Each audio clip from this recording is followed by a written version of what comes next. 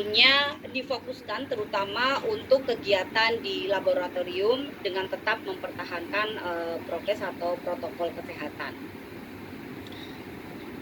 Yang pertama yang akan kami sampaikan yaitu mengenai petunjuk umum tentang keamanan kegiatan di laboratorium selama pandemi COVID-19.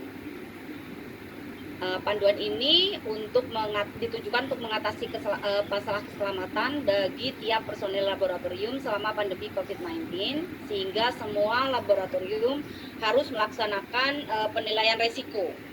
Seperti yang sudah disampaikan oleh Pak Weli tadi, jadi harus ada penilaian risiko terkait dengan lokasi dan aktivitas khusus untuk menentukan tindakan keselamatan yang paling tepat untuk diterapkan pada keadaan tertentu.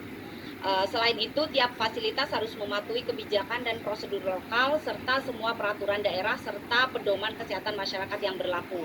Jadi, Ibu Bapak, apa yang akan kita laksanakan itu masih tetap berpijak pada policy atau aturan yang dilaksanakan, yang disampaikan oleh pemerintah daerah atau peraturan daerah. Jadi misalnya nanti meskipun kita sudah WFO, udah misalnya naik menjadi 75%, tapi pada saat misalnya kondisi Surabaya menjadi sangat merah gitu ya, maka Surabaya juga memberlakukan beberapa peraturan, misalnya tidak boleh adanya ya beberapa peraturan terkait dengan WFO dan segala macam, maka kita tetap akan berpijak pada peraturan tersebut. Kemudian ini adalah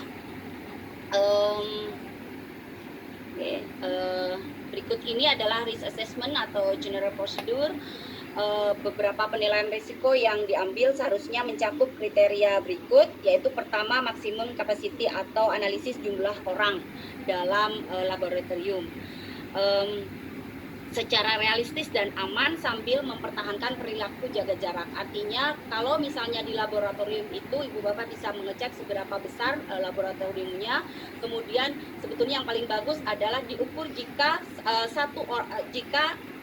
keberadaan satu orang itu dengan orang yang lain ya, minimal itu adalah 1,5 meter ya, 1,5 meter itu minimal. Jadi nanti dihitung. Oleh sebab itu tidak akan pernah sama lab satu dengan lab yang lain.